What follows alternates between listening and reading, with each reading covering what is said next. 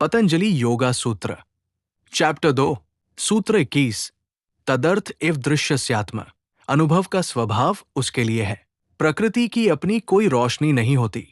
जब तक पुरुष उसमें मौजूद रहता है तब तक वो रोशनी लगती है, लेकिन रोशनी उधार की होती है, जैसे चांद की रोशनी रिफ्लेक्ट होती है। योगियों के अनुसार प्रकृति के सभी रूप इसी प्रकृति के कारण होते हैं, लेकिन प्रकृति का कोई मकसद नहीं होता सिवाय पुरुष को आजाद करने के। सूत्र 22 कहता है, कृकार्थ प्रति नष्टन आप्यनाष्ट तदन्य साधारणत्वात्, अर्थात जिसका लक्ष्य हासिल हो गया है उसके लिए भले ही ये नष्ट हो जाए, फिर भी ये दूसरों के लिए आम होने के कारण नष्ट नहीं होती। इस प्रकृति का पूरा मकसद आत्मा को ये बताना है कि वो प्रकृति से पूरी तरह अलग है, और जब आत्मा ये जान जाती है तो प्रकृति उसके लिए कोई आकर्षण नहीं रखती, लेकिन पूरी प्रकृति सिर्फ उस आदमी के लिए गायब हो जाती है जो आजाद हो गया है। हमेशा अनगिनत दूसरे लोग रहेंगे जिनके लिए प्रकृति काम करती रहेगी।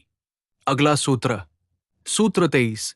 स्वस्वामिशक्त्यो स्वरूपोपलब्धि हेतु संयोग, अर्थात संयोग ही दोनों शक्तियों, अनुभव किए गए और उसके स्वामी के स्वभाव के एहसास का कारण है। इस सूत्र के अनुसार जब ये आत्मा प्रकृति के साथ मिलती है तो आत्मा की शक्ति और प्रकृति की शक्ति दोनों इस संयोग में प्रकट होती है, और ये सभी अभिव्यक्तियां बाहर निकल जाती है। अज्ञानता इस संयोग का कारण है। हम हर दिन देखते हैं कि हमारे दर्द या सुख का कारण हमेशा हमारा शरीर के साथ जुड़ना होता है। अगर मुझे पूरा यकीन होता कि मैं ये शरीर नहीं हूं, तो मुझे गर्मी और सर्दी या इस तरह की किसी भी चीज पर कोई ध्यान नहीं देना चाहिए। ये शरीर एक मेल है। ये कहना सिर्फ एक कल्पना है कि मेरा एक शरीर है, तुम्हारा दूसरा और सूरज का दूसरा।